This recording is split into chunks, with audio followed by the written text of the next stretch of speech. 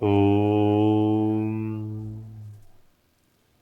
আজকের বিষয় মঠ জীবনের ভরকেন্দ্র ঠাকুর ঘর। তপস্যা ঘন ও সংঘবদ্ধ মঠ জীবনের ভরকেন্দ্র ছিল ঠাকুর ঘর, যেখানে অধিষ্ঠিত ছিলেন লোকনাথশ্চিদাকারঃ রাজমানঃ শ্রীরামকৃষ্ণ। আমার জীবন কথা এই গ্রন্থে পাই, শশী আসিয়া যেই ঘরে শ্রী শ্রী ঠাকুরের খাট, বিছানা, পাদুকা ও অন্যান্য ব্যবহৃত দ্রব্যাদি ছিল, সেইগুলি আরও ভালোভাবে সাজাইয়া গুছাইয়া রাখিল এবং খাটের উপর শ্রী শ্রী ঠাকুরের ফটো স্থাপন করিয়া নিত্য নিয়মিতভাবে পূজা, আরাত্রিক ও স্তব পাঠাদি আরম্ভ করিল। ক্রমশ শ্রী শ্রী ঠাকুরের জীবদ্দশায় আমরা যেইরূপ তাহাকে সেবা শুশ্রাদি করিতাম, শশী ওই নির্দিষ্ট ঠাকুরঘরে শ্রী শ্রী ঠাকুরের ফটোর সামনে সেইরূপ করিতে লাগিল। তাপস লাটু স্মৃতিচারণ করেছেন, কিছুদিন পরে কালীভাই তাঁর অর্থাৎ ঠাকুরের পূজার মন্তর সব তৈরি করে ফেললে। তখন থেকে সেই মন্তর পড়ে পুজো হতে লাগল। ইতোমধ্যে শ্রী শ্রী ঠাকুরের পুতাস্থির তাম্র কৌটা ঠাকুর ঘরে বিছানার পাদদেশে স্থাপিত হয়েছিল। সেই তাম্র কৌটার ওপরই পুজো হতো। তাঁরই নাম হয় আত্মারামের কৌটা, সংক্ষেপে শ্রীজি।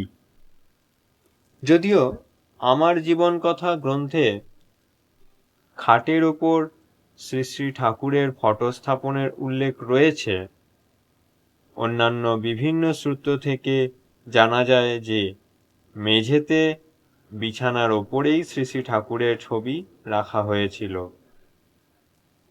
প্রথম দিককার মঠের প্রত্যক্ষদর্শী শ্রী মহেন্দ্রনাথ দত্ত লিখেছেন, ঠাকুরঘরে মেঝের ওপর শয্যা স্থাপন করা হইয়াছিল, পালঙ্ক তখন একটিও ছিল না।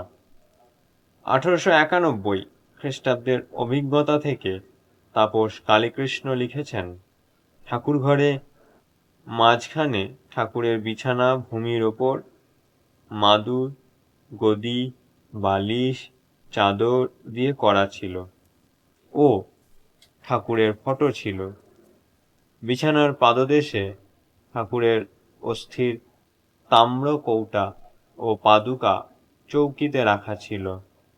কোষাকুষি ও তাম্রকুণ্ডের সামনে বসে শশী মহারাজ নিত্য পূজাদি করতেন।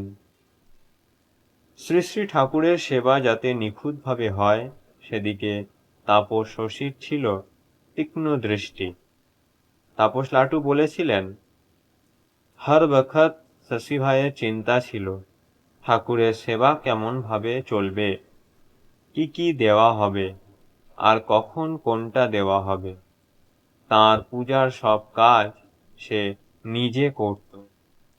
বলরামবাবু শ্রী শ্রী ঠাকুরের পূজা সেবার জন্য প্রতিদিন 1 টাকা করে দিতেন।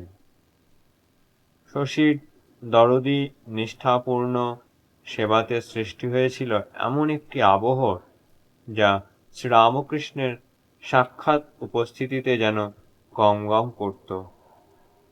তাপস হরিপদ নিজের অভিজ্ঞতা বর্ণনা করেছেন একটি রচনাতে।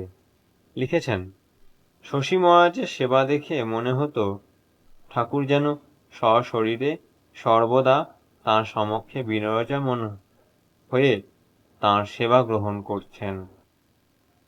শশী বিশ্বাস করতেন জীবন্ত শ্রী শ্রী ঠাকুর তাঁর সেবা গ্রহণ করছেন।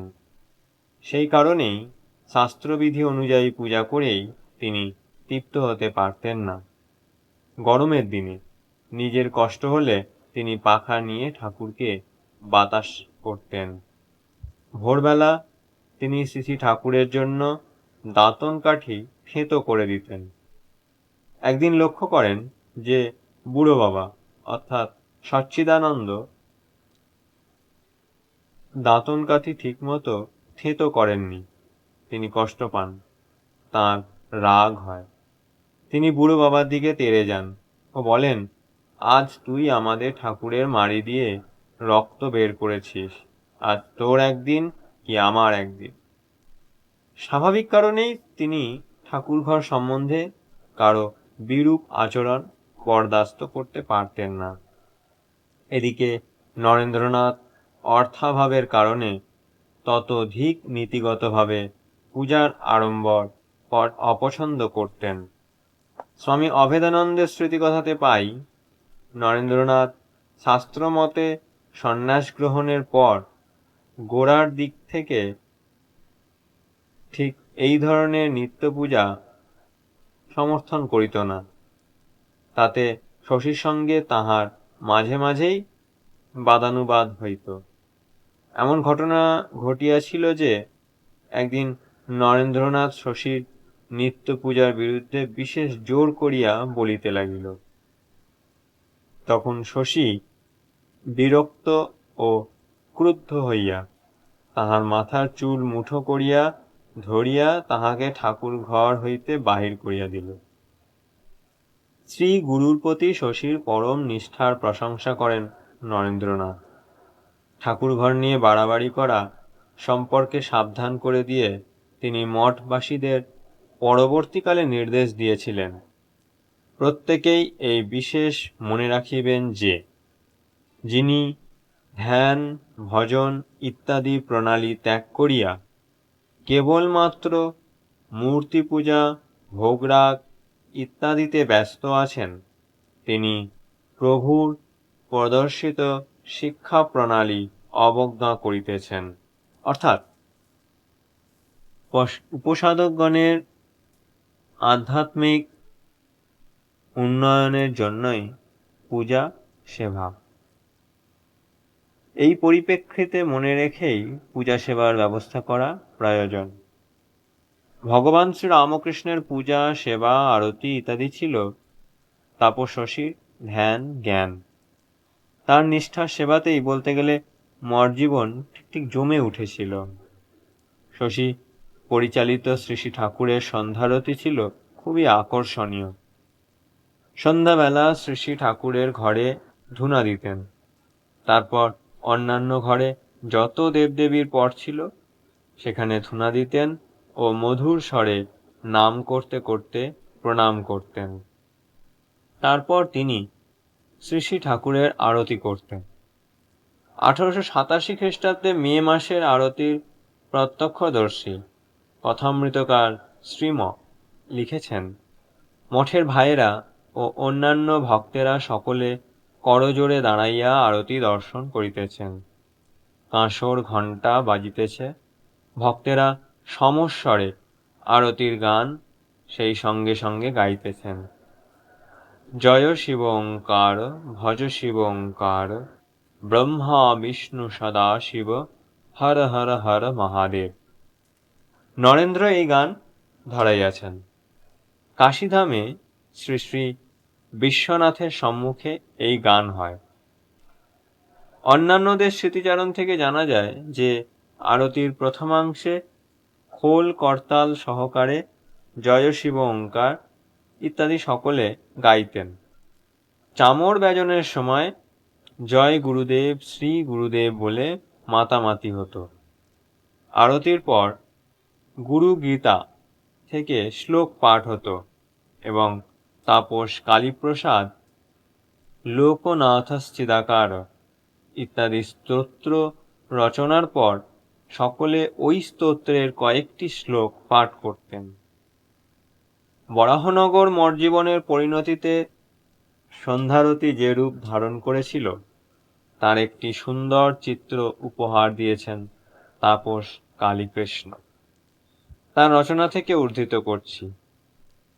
শশী মহারাজের সন্ধ্যায় আরতি করা একটি অপূর্ব ব্যাপার ও দেখবার জিনিস ছিল। যখন তিনি ধূপধুনা খোল করতাল বাদ্যের মধ্যে আরতির শেষ ভাগে চামর ব্যজন করতে করতে ভাবে উন্মত্ত হয়ে জয় গুরুদেব, শ্রী গুরুদেব বলে ভীষণ হুঙ্কার দিয়ে তালে তালে উদ্দাম নৃত্য করে একদিক থেকে অন্য দিক পর্যন্ত নেচে নেচে ঘুরে ফিরতেন, তখন সকলের মধ্যে কি এক অপূর্ব ভক্তিভাবের আবেশ হতো, তার কথায় প্রকাশ করা যায় না। সমস্ত বাড়িটি মনে হতো যেন কাঁপছে। তাঁর উজ্জ্বল গৌরবর্ণ মুখমণ্ডল দিয়ে যেন রক্ত ফুটে বেরুচ্ছে, চেহারা যেন সাক্ষাৎ অগ্নিস্বরূপ। সে হুঙ্কার ও নৃত্য যেন আর থামে না। যে খোল বাজাতো তার হাত যেন আর চলে না। দর্শকেরা পাশে ঠাকুরের ভাঁড়ার ঘর হতে তার সঙ্গে সমস্বরে জয় গুরুদেব, শ্রী গুরুদেব উচ্চারণ করতে করতে আবেগে নৃত্য করতেন। পরে সকলে ভূমিষ্ঠ প্রণাম করে গুরুগীতা হতে অজ্ঞানতিমিরান্ধস্য জ্ঞানাঞ্জনশলাকয়া চক্ষুর্মৃলিতং येन তস্मै শ্রীগুরবে নমঃ ইত্যাদি কয়েকটি শ্লোক ও শেষে পূজনীয় অভেদানন্দজির বিরচিত একটি স্তবের শেষ অংশ নিরঞ্জনম নিত্যম অনন্তরূপম ভক্তানুকম্পাধৃতবিগ্রহং বৈ ঈশাবতারম পরমেশমিড্যং তং রামকৃষ্ণং শিরসা নমামঃ আবৃত্তি করতেন ও জয় শ্রী গুরু মহারাজ জি কি জয় বলে শেষ করতেন।